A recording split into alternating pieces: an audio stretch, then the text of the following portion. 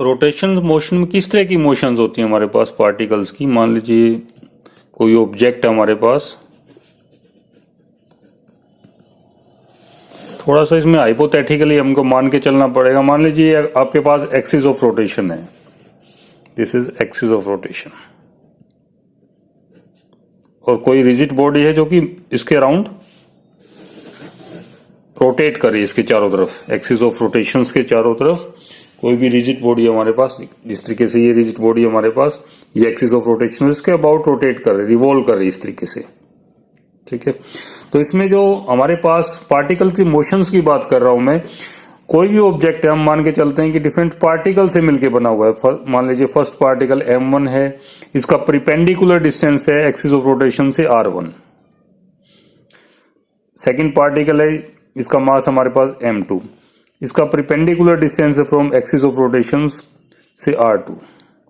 यहां पे हमारे पास not only depend upon the masses कि how the masses are distributed about the axis of rotation, उस चीज पे भी डिपेंड करेगा हमारे पास। मान लीजिए थर्ड पार्टिकल जिसका मास है हमारे पास m3, इसका प्रिपेंडिकुलर डिस्टेंस हमारे पास r3 from axis of rotation. इसी तरीके से काफी सारे पार्टिकल्स, मान लीजिए n नंबर ऑफ पार्टिकल्स हमारे पास में, तो nth पार्टिकल्स हमारे पास, इसका डिस्टेंस है rn from axis of rotation. इसका मेन मेरा मोटो ये है कि मैं आपको समझाना चाह रहा हूं कि किस तरीके की मोशन होती है एक्सिस ऑफ रोटेशन से।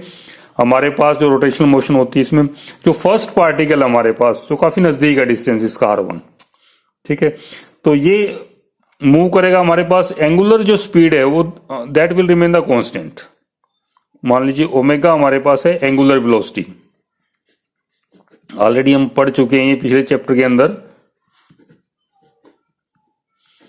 लीनियर और एंगुलर में रिलेशन जो आई थी हमारे पास, that is linear velocity is equal to radius into angular velocity.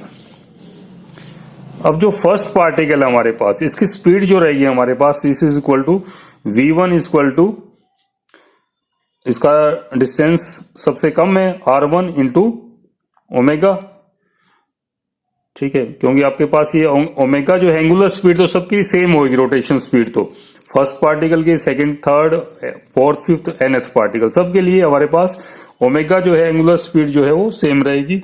Change किस में आ रहा है हमारे पास, क्योंकि डिस्ट्रीब्यूशन अलग अलग है। फर्स्ट पार्टिकल का डिस्टेंस है r1, सेकंड पार्टिकल का r2, थर्ड का r3, nth पार्टिकल्स का rn। इस तरीके से सेकंड पार्टिकल की जो वेलोसिटी रहेगी हमारे पास, that is equal to r2 into omega. इस तरीके nth पार्टिकल्स का जो रहेगा हमारे पास rn into omega.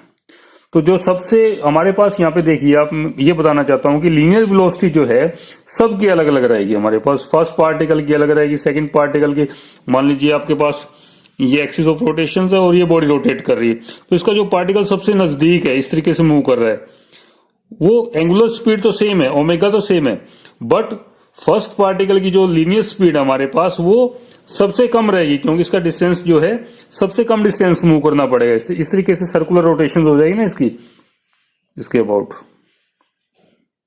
r1 radius. Second particles की हमारे पास उससे थोड़ी ज्यादा रहेगी।